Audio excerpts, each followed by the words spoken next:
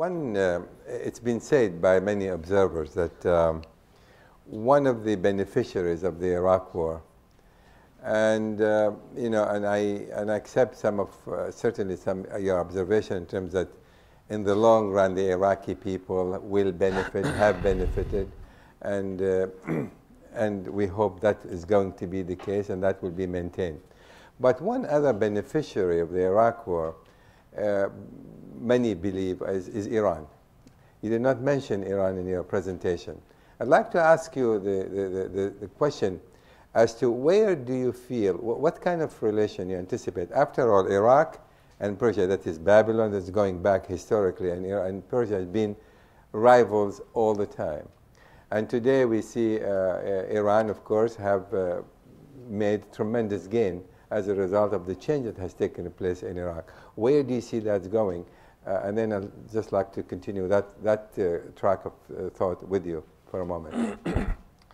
Well, we can change many things, but we cannot change geography. Yes, Iraq and Persia have been rivals for thousands of years. But they've always also lived next to each other for thousands of years. And you can say that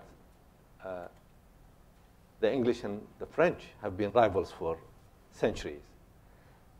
This does not preclude the possibility of living within some kind of accommodation.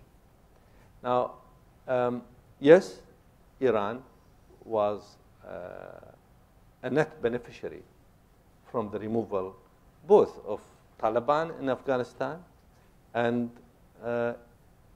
Saddam Hussein in Iraq. Right. But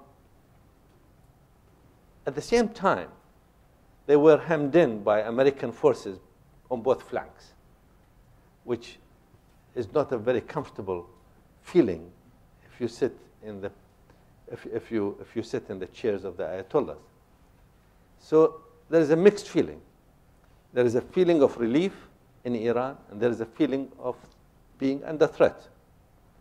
Now, we in Iraq have, as I said, have to live with the Iranians. Americans eventually will leave and go back to their country.